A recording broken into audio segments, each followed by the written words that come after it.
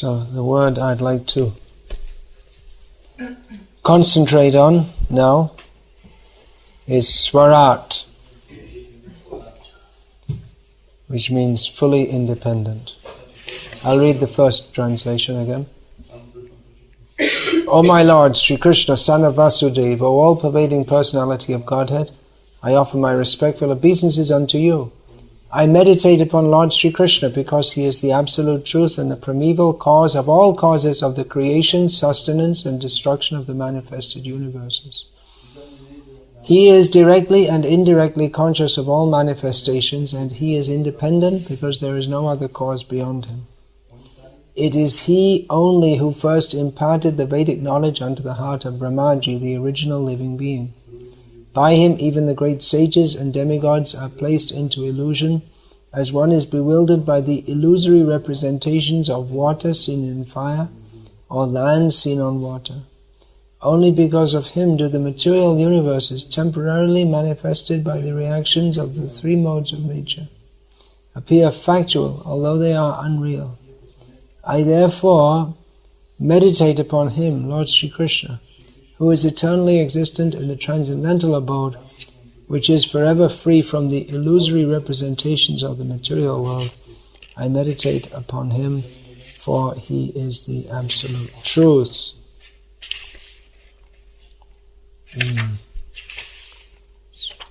Long purport. Swarat.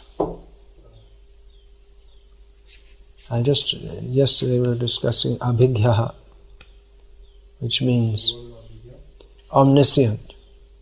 So I'll read that, what Srila Prabhupada writes in this regard. In this shlok, the particular words abhigya and swarat are significant. These two words distinguish the Supreme Lord from all other living entities. No other living entity is either abhigya or swarat. That is, no one is either fully cognizant or fully independent. Even Brahma has to meditate upon the Supreme Lord in order to create. Then what to speak of great scientists like Einstein? The brains of such a scientist are certainly not the products of any human being.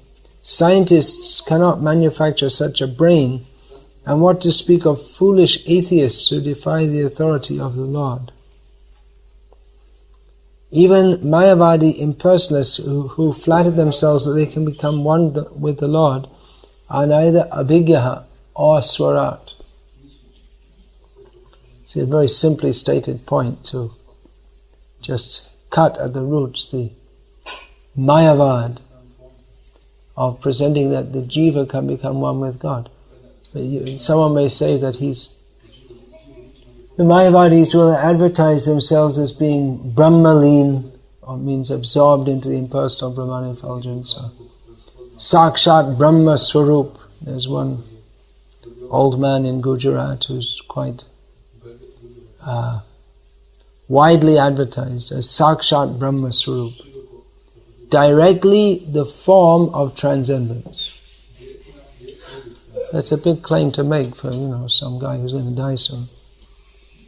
So, if he's Sakshat Brahma Swarup, which is actually a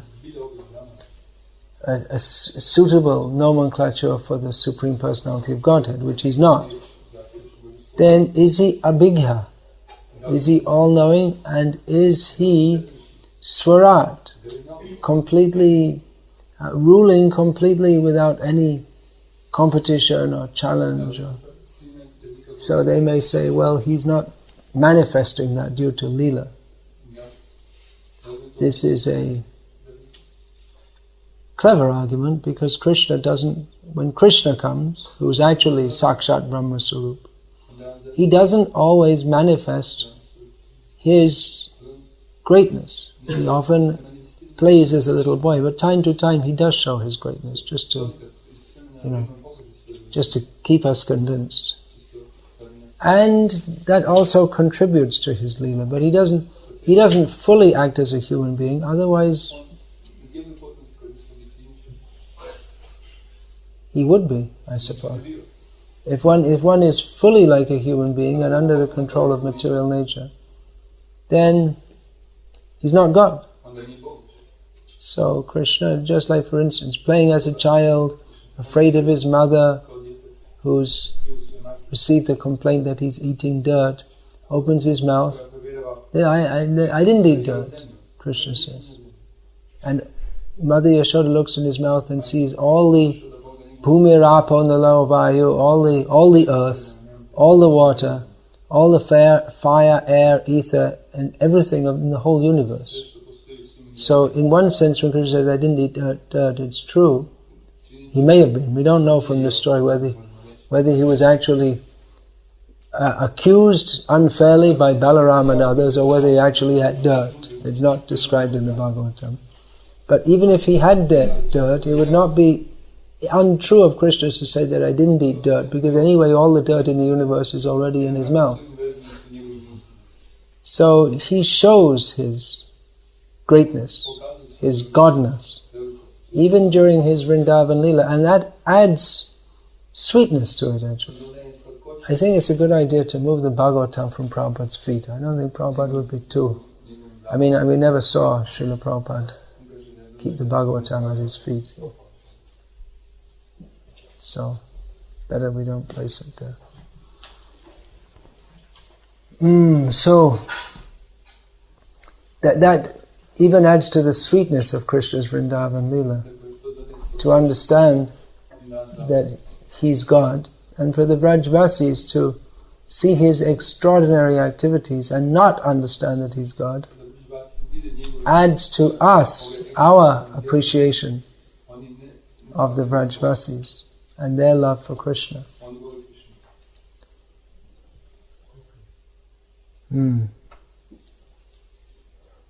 So that Krishna is Swaraj,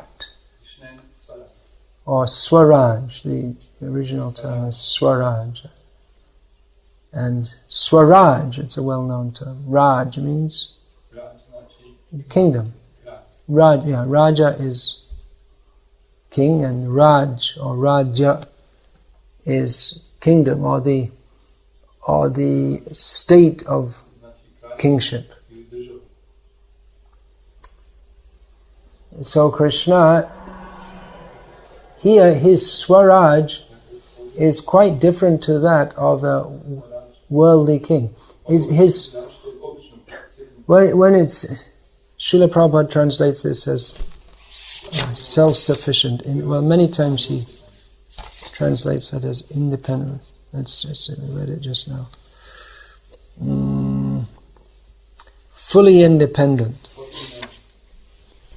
Now, a king who's very powerful may seem to be fully independent. No one can challenge his supremacy.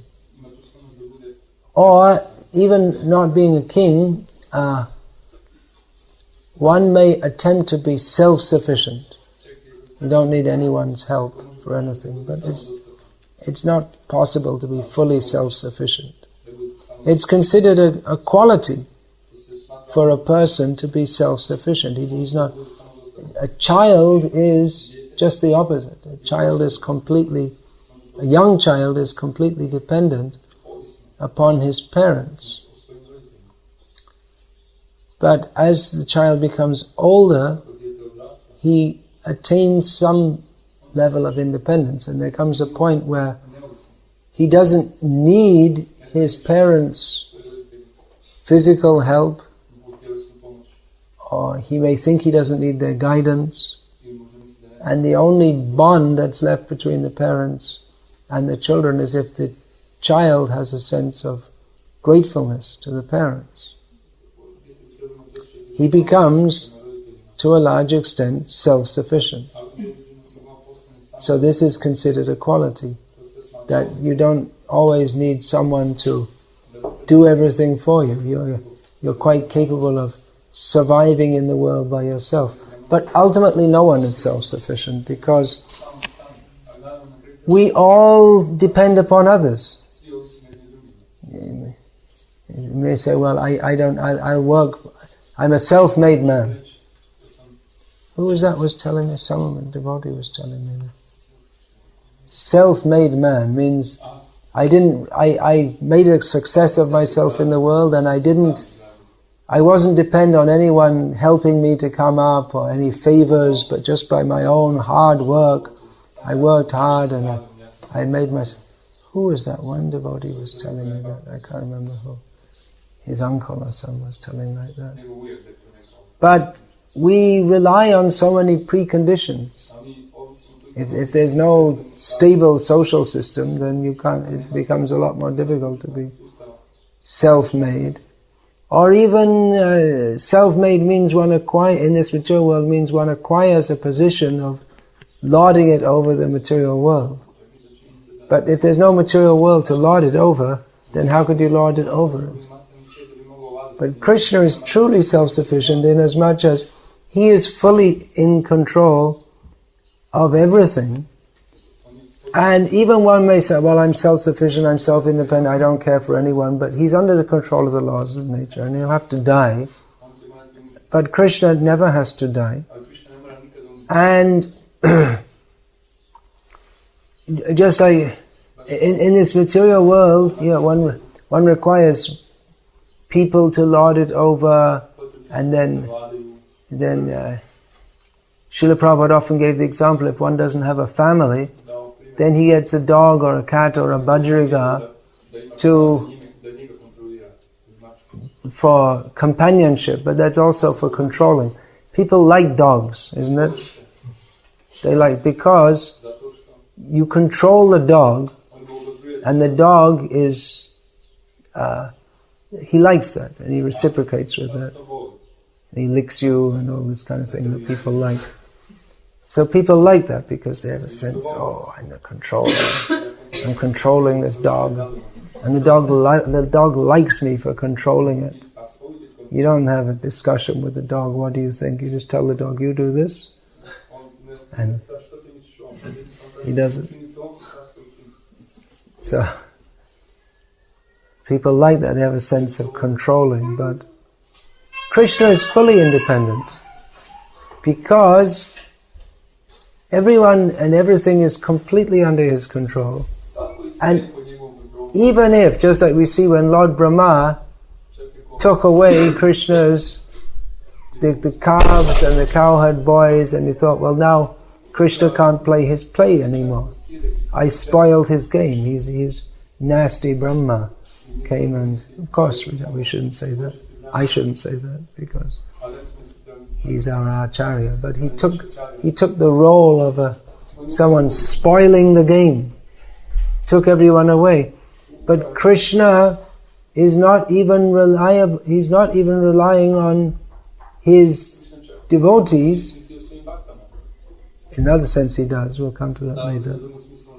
But he can reproduce them again, as he showed. Eko bahu syat. From one became many. Everything is Krishna, in one sense. Everything is an expansion of Krishna. And he's fully self-sufficient inasmuch as he produces everything for his own enjoyment. He's the most self-centered, egoistic person no one can imagine. That's for him, that's good, because he is actually the center of everything. When someone is very much self-centered and egoistic, anyone apart from Krishna, it becomes distasteful. Someone said that, well, isn't that egoistic? Krishna says, surrender everything to me only. It is, but then Krishna's in that position to do that. That is his position. For anyone else to take that position is false egoism. But for Krishna to do that that's his position. Just like we say, Jive Swarupoi Krishna Nitya Das. So Krishna Nitya Swarupoi, Jive Swarup, Krishna Swarupoi, Jiva Nitya Prabhu. His position is the eternal master of all the jivas and of everything else.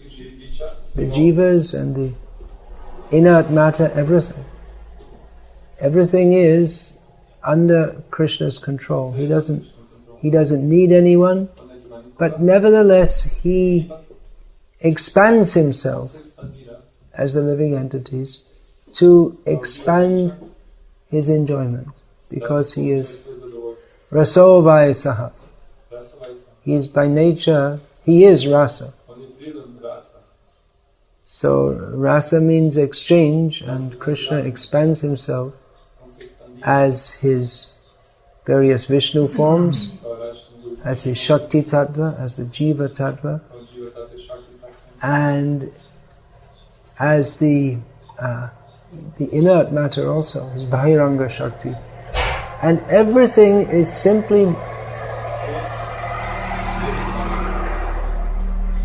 for his enjoyment, which sounds extremely egoistic, but then Krishna is also free of the fault of trying to lord it over in an exploitive way, because he doesn't need to exploit anything, because he's not lacking anything.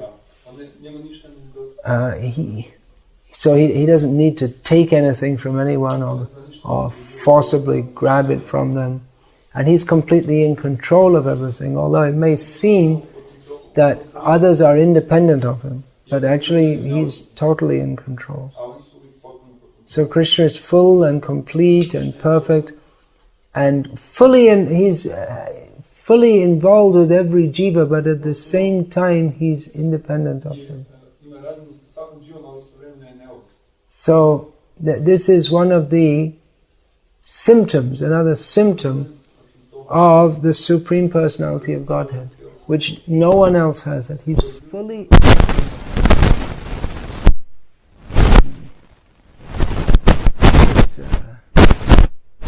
if he were dependent upon anyone else, then he wouldn't be God.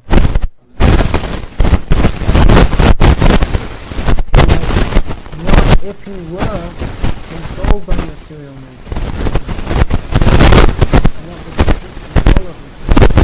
then he couldn't be supreme. Therefore the certain propositions that certain people make are simply absurd. When they speak about Krishna, completely absurd. Just like people say, well, he's very cruel, he kills people, or that they blame Krishna in so many ways. But the very nature of Krishna is that he is Namasye Purushang Tvadyam Ishwarang Prakrite Param. He is the original person, and he is beyond material nature. He's not affected by material nature. He doesn't perform activities for the same. He performs activities, but not for the same reason that conditioned souls perform activities. In one sense, for the same reason, for enjoyment, but Krishna, he's not struggling with material nature or scheming how to adjust it in various ways for his own enjoyment. But even though he comes within this material world, he's always transcendental to it. Although it appears that he acts within this world, he has nothing to do with the three modes of material nature. Aisha, what is that? Prakriti Stopi Chad Gunai. How does that verse begin?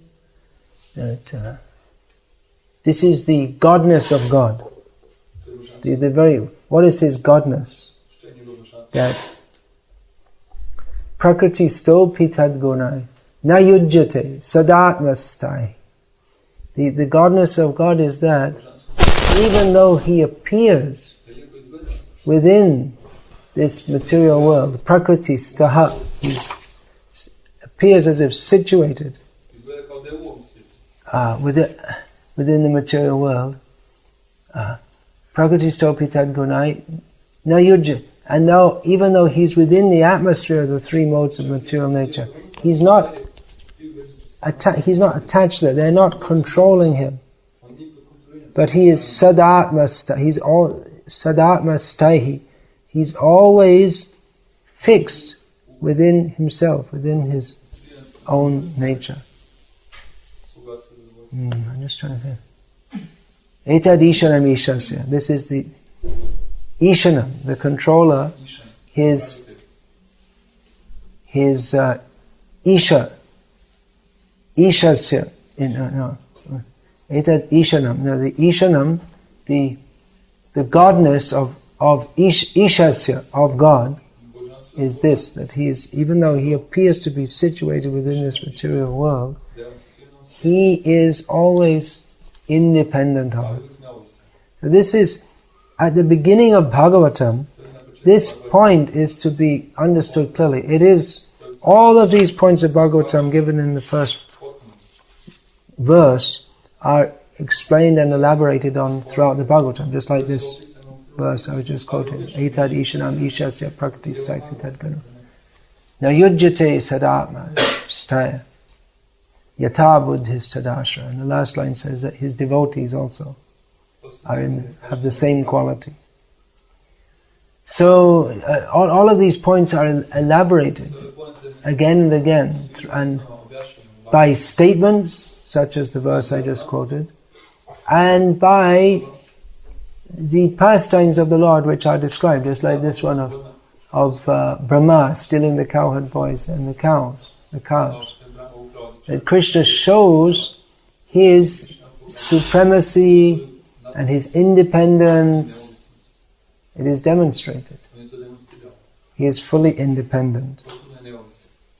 So this independence of the Supreme Lord is another feature. If he is under the control of nature or not able to do whatever he likes, then he's not God. That theory is the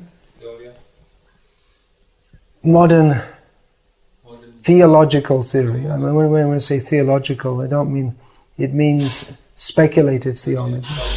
Real theology is Srimad Bhagavatam. And what goes on in the theology in the universities, and it's just people, Dr. Frogs from within the well trying to explain who is God. So the perennial problem of Semitic theology, that if God is all good and all powerful, why is there suffering in the world? And they try to explain because some woman a long time ago ate an apple. That's the reason for all the suffering of the human race. That's one explanation. Not very good theology. Pretty poor theology.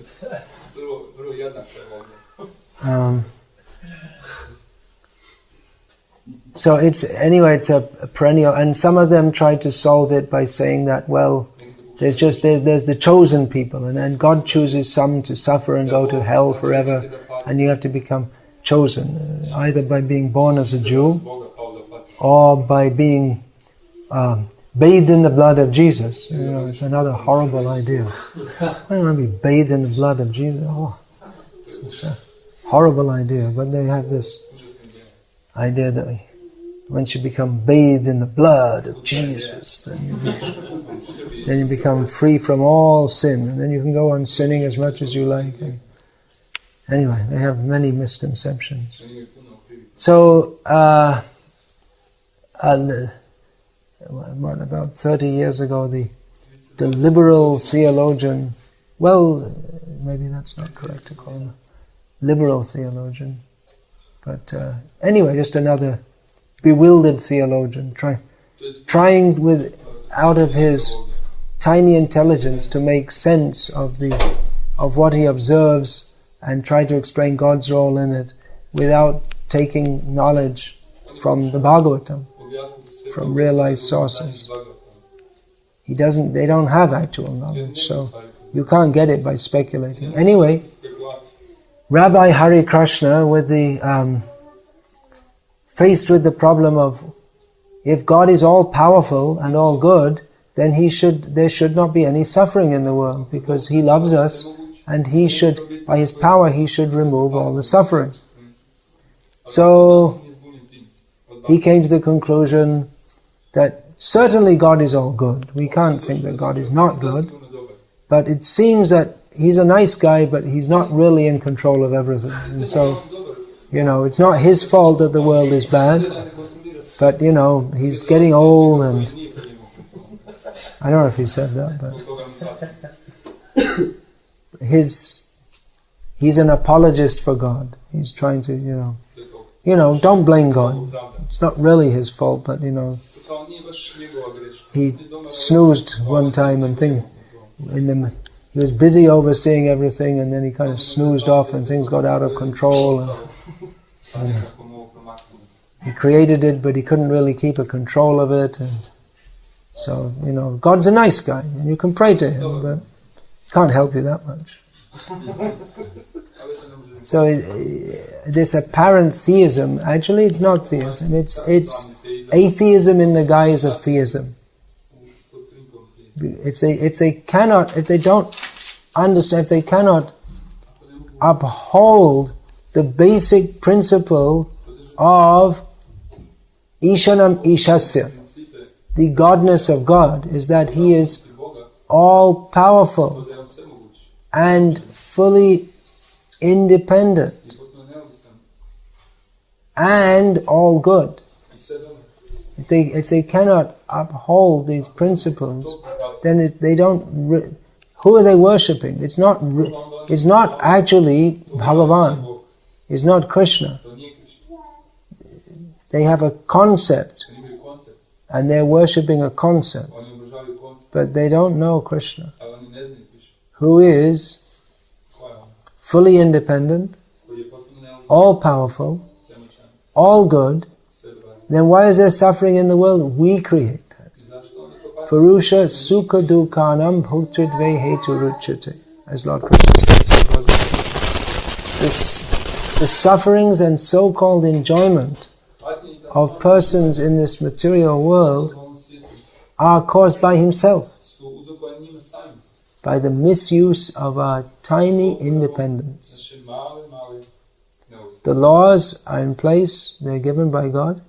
If we transgress them, then we become implicated in suffering by our own misuse of independence. This is the proper explanation. So he is fully independent. He makes the laws, and by the nature of his full independence, he doesn't have to follow the laws himself. Just like people say, well, Krishna is immoral, he's dancing with others' wives. Now, actually, from various perspectives, that is incorrect, because everyone is immoral because they are taking Krishna's property. Only Krishna is moral. Any man who thinks this is my wife, instead of thinking this person is meant for Krishna's enjoyment, not for my enjoyment, then he's in Maya. And the same with everything. If you think, this is my pen, instead of thinking, this is within my care for Krishna's service, then that is Maya. That is illusion. So Krishna, it's not possible that he can be immoral, because morality stems from him. We can say immoral according to our judgment, but then we are not the arbitrators of reality or morality or anything. He is. So what he says is correct. And even if he apparently breaks the law, then it doesn't make any difference, because he is above the law. That is the nature of a king. He's above the law. Now, this can be misused in the material world, because a king in the material world is only a king on behalf of Krishna. He's apparently independent within the jurisdiction. He has traditionally kings, they can do whatever they like.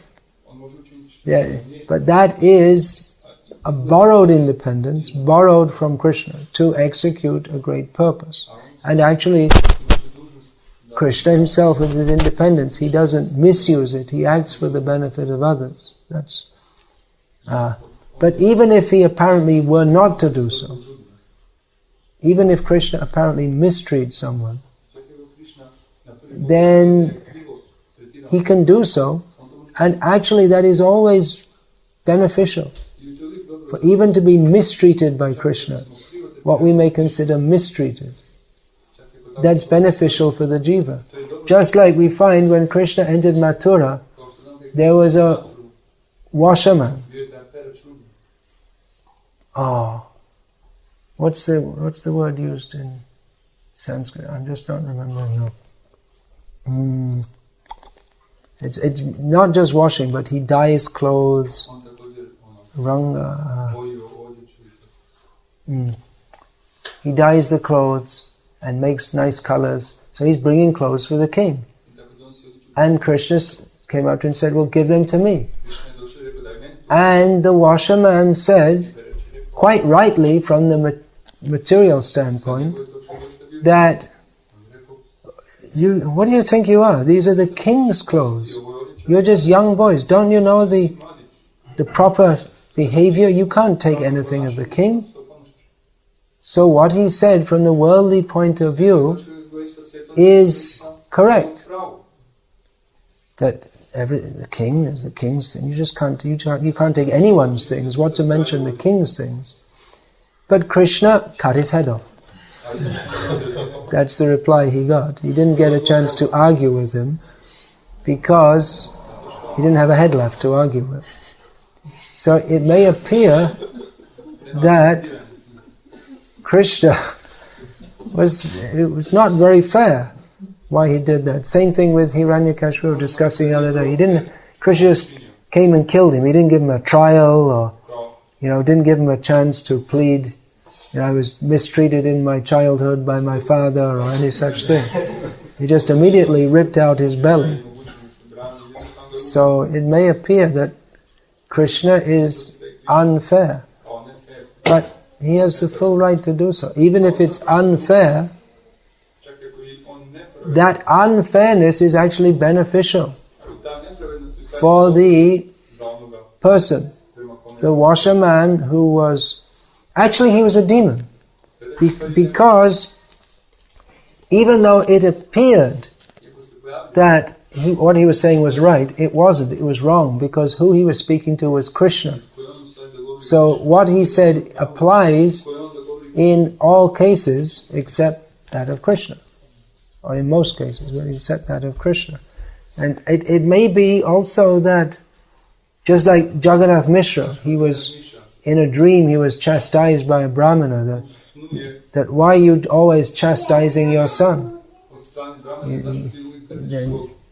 What if he's a great personality, a great self-realized soul? And Jagannath Mishra said, still it's my duty to chastise him and teach him. I'm his father. So Jagannath Mishra, he was doing the same thing. Chaitanya Mahaprabhu was saying, you shouldn't behave like this. This is wrong. You should know how to behave properly. So the difference between Jagannath Mishra and the washerman is that the washerman, he didn't have that attitude of love toward Krishna. So he may not have known who he was dealing with the Supreme Personality of Godhead, but he became a demon for not recognizing that. Because the jiva is supposed to recognize Krishna. If you have allegiance to Kamsa, even just thinking he's the king, I should serve him, because he is inimical to Krishna, you become implicated in the same crime. Sangha dosh, the fault of bad association. Even great devotees, Bhishma, Drona, by bad association they became implicated. So Krishna is fully independent. There's an anecdote to demonstrate how independent a king is, that in the maybe 19th century at some point, the Shah of Iran at that time visited England And during the course of his tour of the Tower of London, which is a famous prison in England, not anymore, but they used to, many of the prominent political dissidents, they were imprisoned there and tortured there and killed there. It's an infamous place. So he was shown there a guillotine, the Shah of Iran, which he hadn't seen or heard of before, which is more associated with France, but anyway, this is how I heard the story. He was shown a guillotine, and he said, well, this is for executing people. He said, oh really, that's interesting, can you show me how it works? Put one of your men and show. He said, no, we can't do that. I said, well, why not? Well, it's against the law. What do you mean against the law? I'll give one of my own men who I brought. I want to see how it works. They said, no, we can't do even with your men. He said, we have laws, and they said, you don't know what a king is. He felt insulted. I'm a king, and I'm asking to see, and how can you deny? That is independence. Whatever he wants for his own pleasure, right or wrong.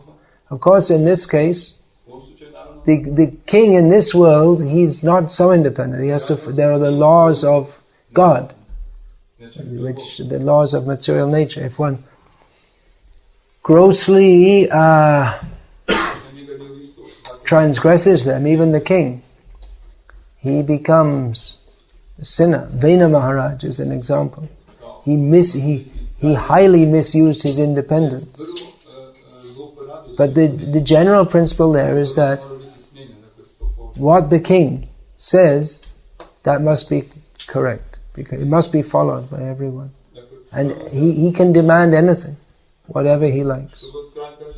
Of course, a king should be trained to be not whimsical, but then Krishna sometimes appears to be whimsical. He's fully independent. And whatever he does, because by nature he is Suhridam Sarvabhutanam. He is the friend and well-wisher of everyone. So even if for Krishna's pleasure someone is apparently mistreated, it's always ultimately for their benefit. Just like Krishna enjoys fighting, and so many people get killed by Krishna. Actually everyone gets killed by him ultimately, directly or indirectly. But he kills so many demons. That's his pleasure. He enjoys fighting. But those who are killed, they become benefited. And even hearing about their killing now is beneficial for us. So sometimes people criticize. Christians in India, they criticize. Our Jesus is the Prince of Peace, and your Krishna is always killing so many people. Yeah, he's killing them. That's right. He's killing. That's his mercy. They say, well, then you should kill everyone.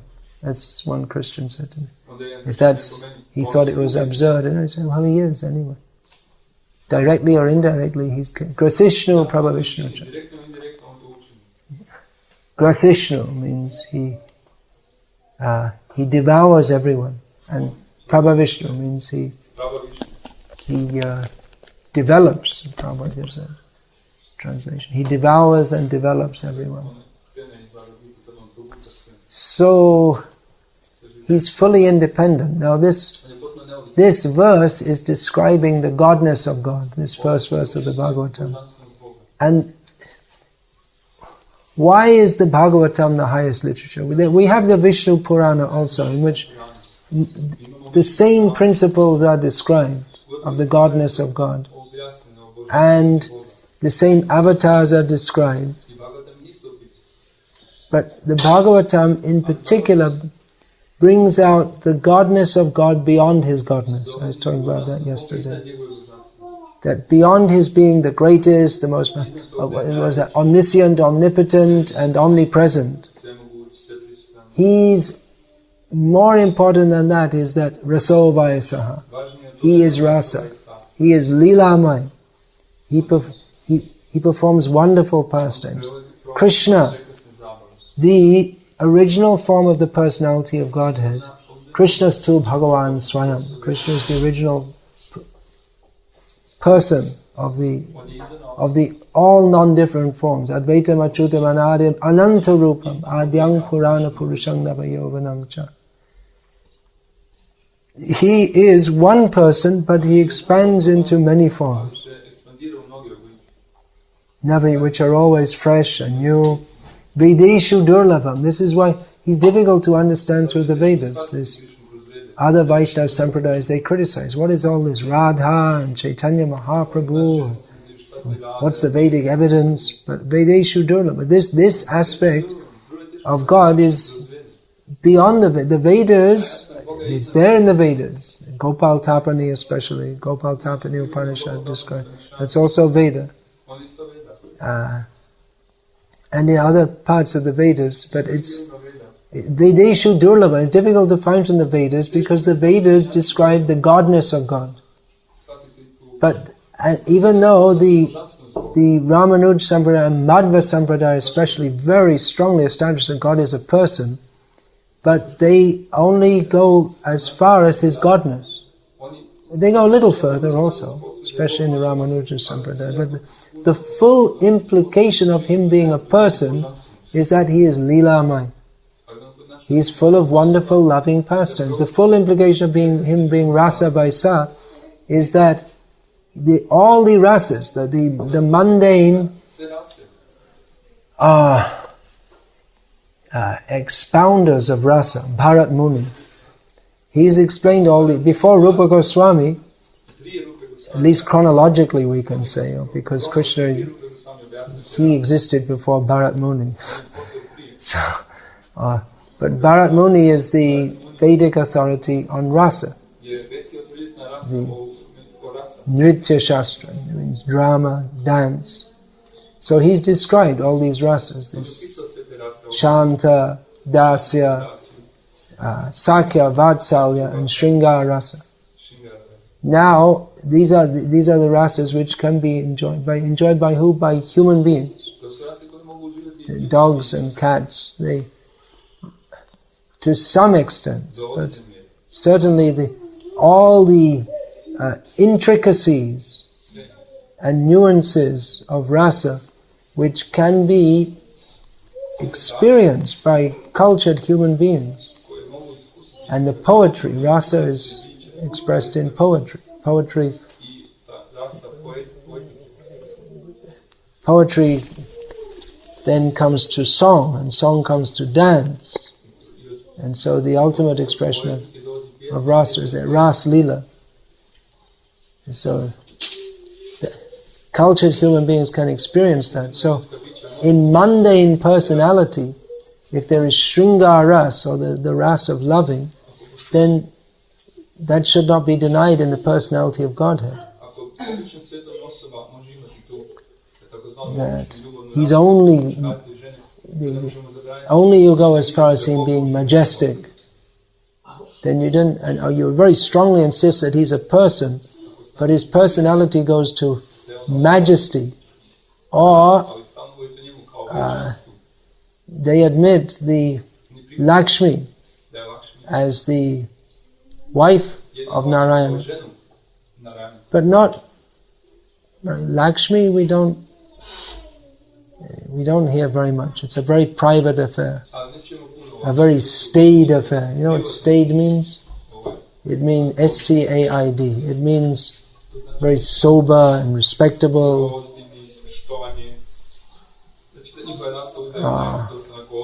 That Vaikuntha ras means 2.5 rasas. Shanta ras, Dasya ras, and Gaurav Sakya ras. The friendship, but friends with Narayan, but respectfully. Whereas beyond that, especially Vraja Bhakti ras, especially has the Vishrambha, Sakya ras, in which there's no sense of awe and reverence. The cowherd boys, they can jump on Krishna's back, slap him on the back, steal his lunch box, fight with him and call him bad names, all this kind of stuff, out of love. Then Vatsalya Ras, that's there in Ram Lila. Vaman Lila, that's there. Fully developed in Vraja Lila. And Shringaras, that's admitted, but the full extent of that is there in Ramya Kachid Upasana Vrajavadhu Vargenaya Kalpita. That of the gopis, that is the ultimate expression of love of Krishna. So Krishna is the Supreme Person and independence, He's fully independent. The Godness, as long as we stress the Godness of God, His independence is there. The special gift of the Bhagavatam is to see how out of rasa, that Krishna, out of love, that Krishna, all these statements on which the whole understanding of God is based, they all become turned upside down. And out of rasa, that He who is independent, fully independent, not dependent on anyone, He Himself says, Aham bhakta paradhino, nahi swatantra dvija. He says that, he tells Durvasa Muni, that I am not independent, I am fully dependent on my devotees, he specifically states, I am not independent. Swatantra. Swatantra and Swaraj are more or less synonyms. So he says, I'm not independent. He becomes dependent on his devotees. So this is the Bhagavatam is, first of all, establishes who is God. There is God. What is the nature of God? Who is that person?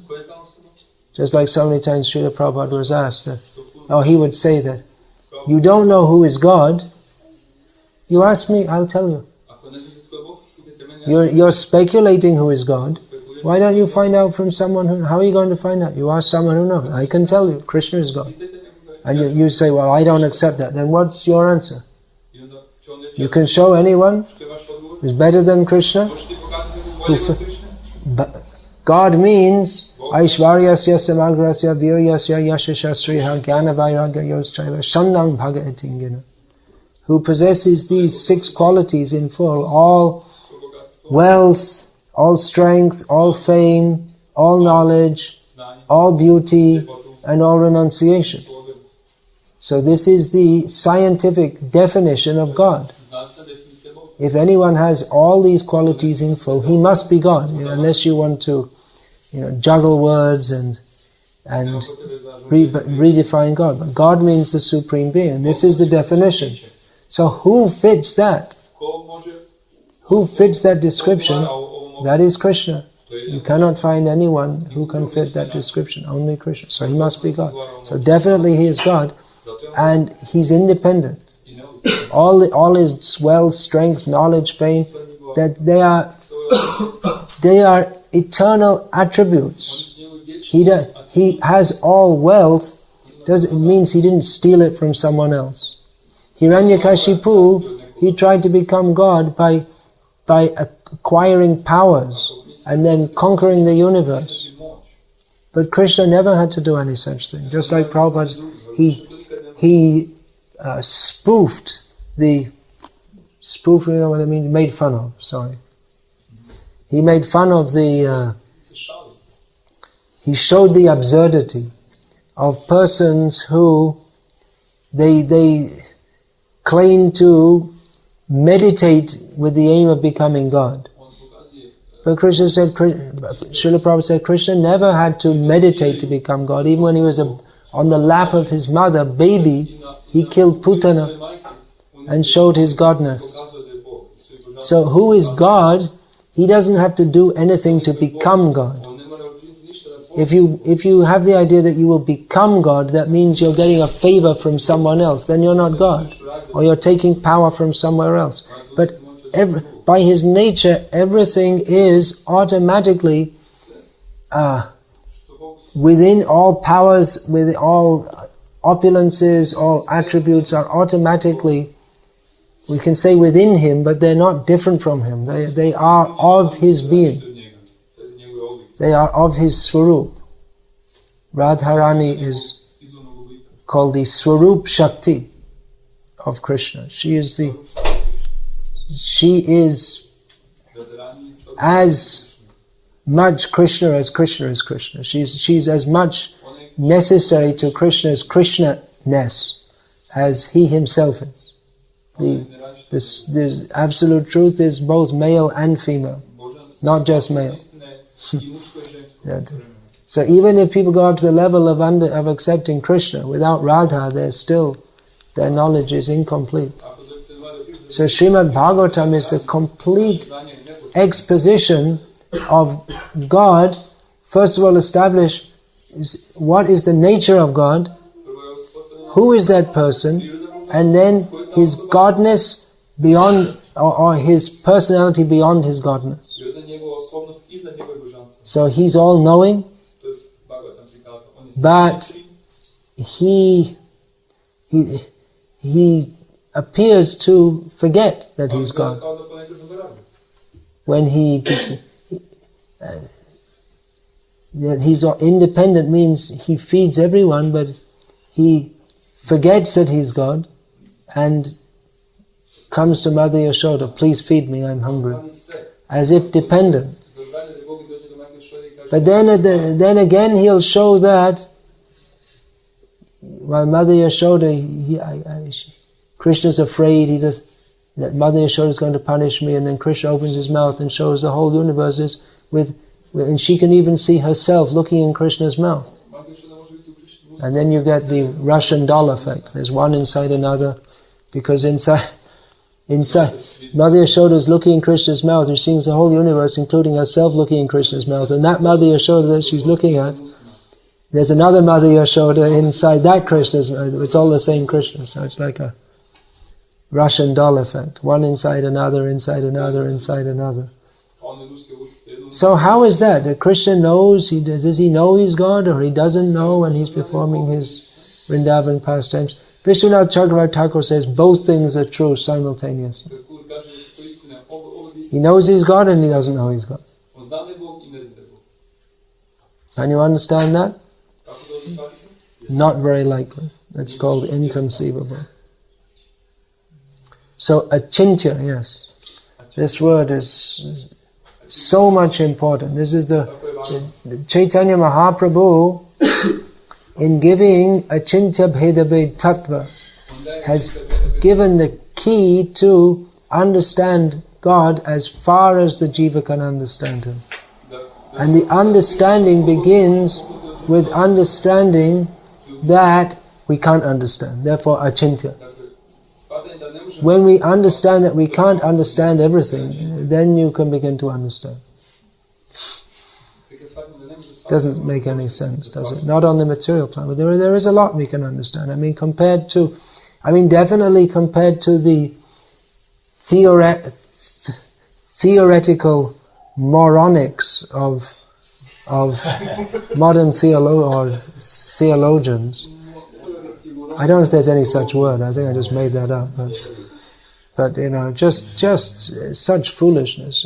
All suffering, human suffering is caused because someone ate an apple. To say it's childish. It's almost insulting to children to say it's childish.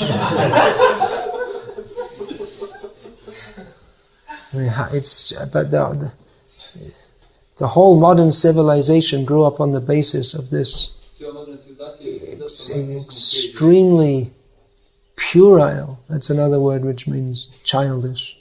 And they're fighting wars over it and becoming martyrs, and just such a stupid idea. That's just one example. They have many wrong. They know so little that they have to make up to fill up the massive theological holes in their theories. They have to invent limbo and purgatory. It's just invented. It's not in the Bible. In the Bible, anyway. About all that. They mistake Jesus for God, and I mean, it's just so many mistakes. It's just amazing that any good came out of it at all, which some good has come out of it, despite all this. So Srila Prabhupada, he often used to say that if people would come and they talk about God, why don't they take the Bhagavatam? If you're actually interested in God, if you're really serious to understand, then you should take the Bhagavatam. Take this knowledge. Why do you deny? Why are you stuck there? I'm a Christian or I'm a Muslim. Why don't you take this? If you want higher knowledge, if you're actually sincere, then you should take it. That's why I'm not that much impressed by all this. Our devotees going to these interfaith conferences and seeing what you can learn from others. I mean, by the grace of Srila Prabhupada, we shouldn't think I'm better than others, but we have the knowledge which is certain. This is Bhagavat Tattva Vijnanam. This is the scientific knowledge of the personality of Godhead, which is somewhat guessed at with some massive misinterpretations in other supposedly theological systems. I mean, why don't interfaith means it's again putting the stress on faith, like it's all just faith. It's just something you believe in, but no, faith certainly is required, but this is the scientific knowledge of the personality of Godhead. Why don't we, first of all, why don't we define what we're aiming at? And then what is the nature of God? You're telling God, what is the nature of God? Or even before that, actually when Srila Prabhupada went with Christians, before he would discuss anything about theology, he would talk about what are the basic principles of religion. Mercy, cleanliness, truthfulness, austerity, which are destroyed by meat eating, gambling, intoxication, and illicit sex. So first you close your slaughterhouses, and then wipe the meat out of your wipe the meat out of your mouth, and then you're going to talk. You've got all blood falling out of your mouth, and you're going to talk about God. And what are the basic principles of religion? Bhagavatam is a complete course in true theology and beyond. God is supremely independent, yet He becomes dependent upon His devotees out of love. So there's some discussion of the independence of the personality of Godhead. Independent, yet love means interdependence, doesn't it? If we find in the Mahabharata the discussion of Drupad Maharaj and of Drona, who they studied together as children, and later Drona, by his fortune, became a very poor Brahmana, and Drupad, as a king, he was very rich. So at some point, Drona, being so poor that he went to beg. He went to Drupad, thinking he's my old friend and he'll help me out. He was embarrassed because his son was drinking. He was so poor he didn't know what milk was. So his young boys, friends, gave him chalk mixed with water and told him it was milk. And when Drona heard about this, he became so sorry. My son's being insulted, he doesn't even know what milk is. So Drupad, when he entered his court, Drona, and said, "Oh, my old friend, Drupad." He said, "What do you mean, friend? You're just a poor Brahmin. I'm a rich king. You can't be my friend. Friendship is between equals. We're not equals." So, rasa means exchange of loving relationships. No, it doesn't mean that, but it means that which is produced from activities of loving relationships. So that is possible when there's a sense of equality.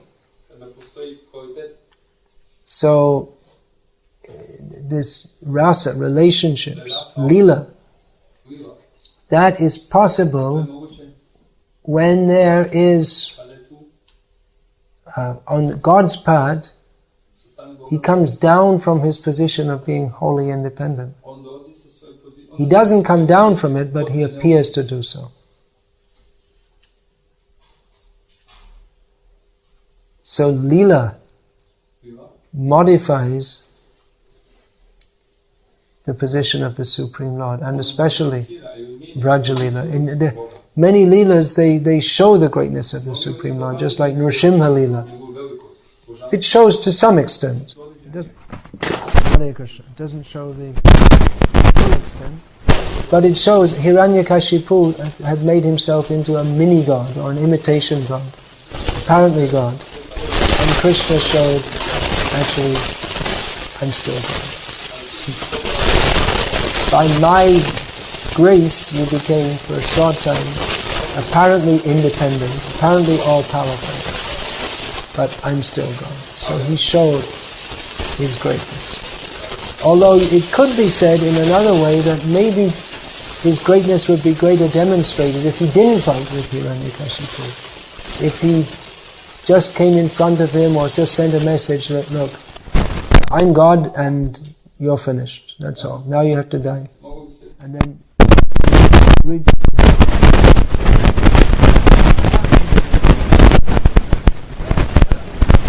He just says to Durga, okay, you kill him. And then people think, well, he does kill some people.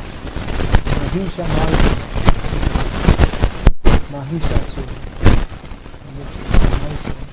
Mahishura. Okay.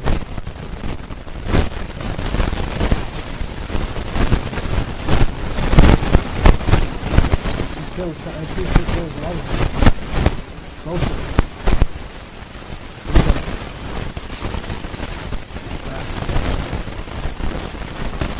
Krishna comes and shows. At the same time gives mercy to his devotees, and at the same time he enjoys them. The ultimate reasons for all his avatars is just enjoying himself, that's all. So, beyond his latest, his desire to enjoy, more central to his own personality is his desire to enjoy. And that means with others, to enjoy with other people. So to enhance his enjoyment, he becomes as if one of them and as if dependent upon them. This point is illuminated in the Bhagavatam. Hare Krishna. Yeah, any question about this?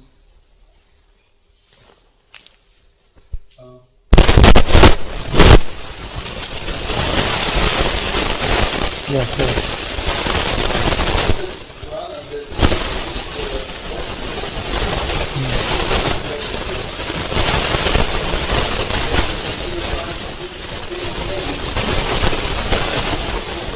Right, that's right, yeah.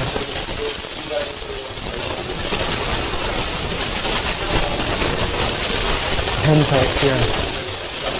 He said, well, I'm not a henpecked. In a previous life, he was the one who Lord Ram heard the man saying, chastising his wife, that you're unchaste. I'm not going to take you back in the home.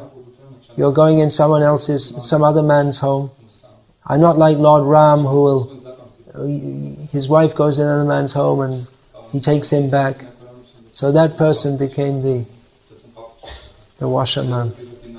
So his attitude was wrong. His attitude towards Krishna was wrong.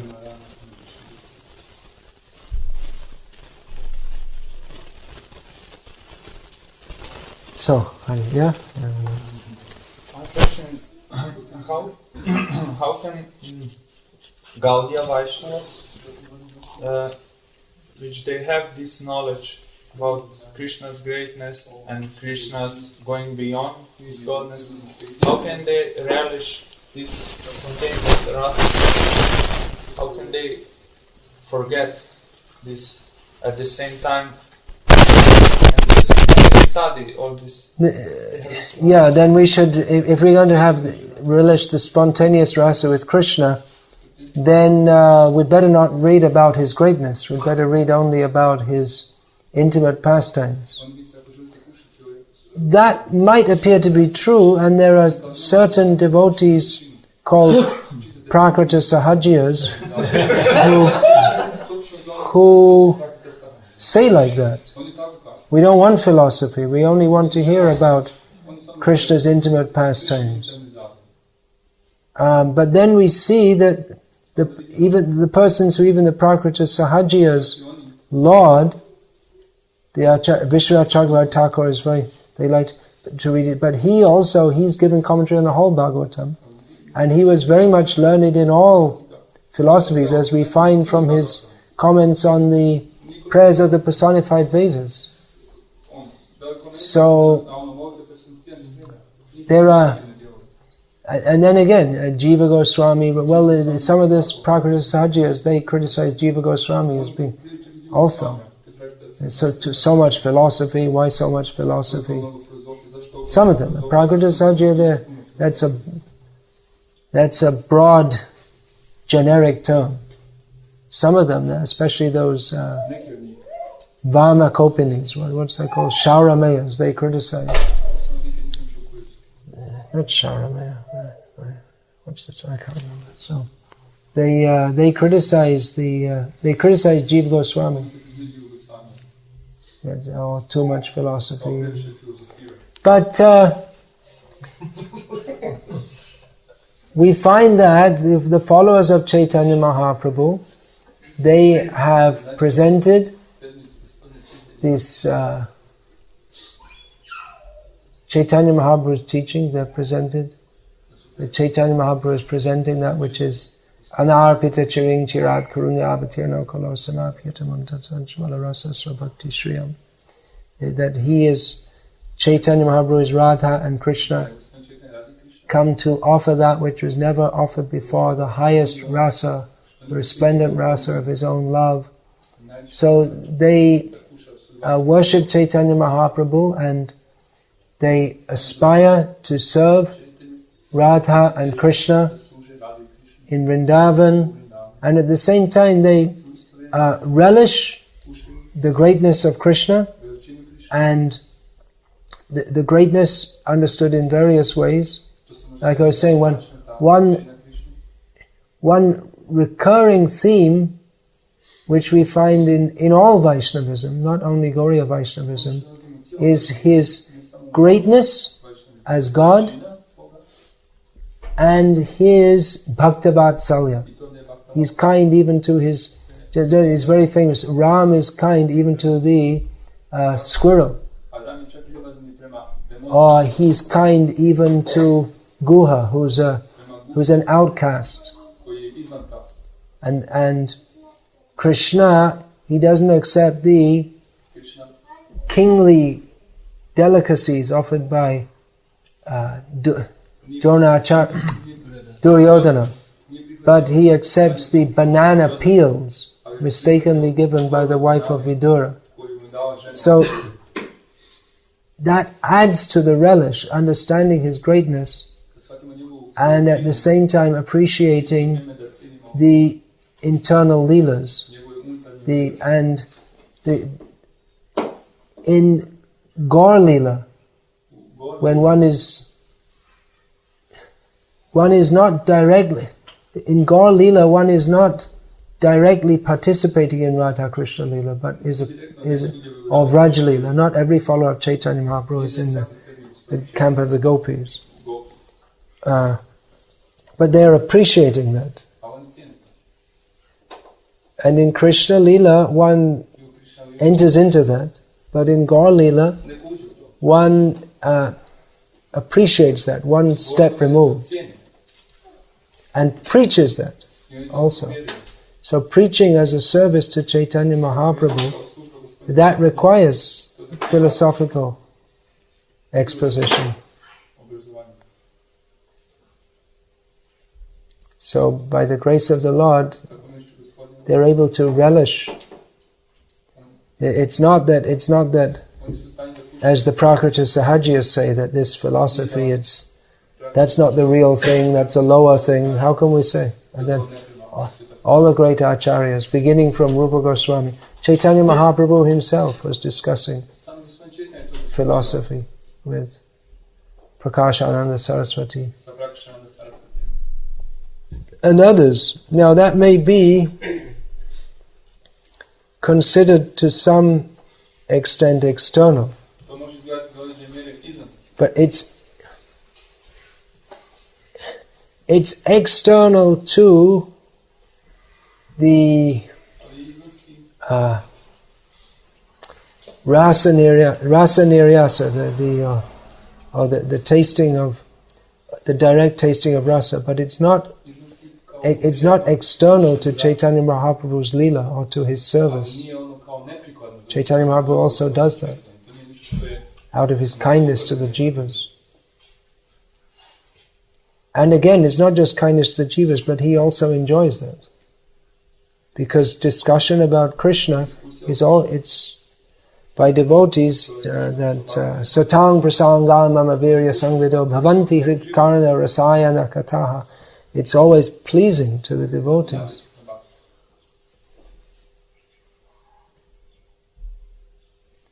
So it seems you're having a little difficulty understanding this point. Because maybe it's something like Krishna. He is sucking the breast of Mother Yashoda, and at the same, he'll jump down and kill a demon.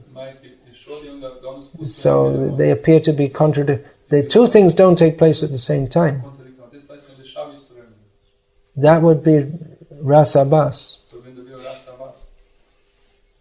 The Vira ras and the Krishna's heroic pastimes and in the same Vrindavan, in the same day, he'll kill a big demon and helplessly call for his mother to please feed me, I'm hungry. So these two moods, they can't stand at this. They're both present in Krishna, but they're not in the same place in the same time. But it's the same Krishna. So generally, just like in Ras Leela, if the gopis start discussing about how to defeat Mayavad, that would be rasabas. Although sometimes you hear the parrots in Vrindavan, they discuss these things. But those same gopis come in Gaur Leela and discuss these points. So there's a time and a place for everything. But it has it's not outside the scope of advanced Krishna consciousness, but it has to be understood where, when, and how it should be executed.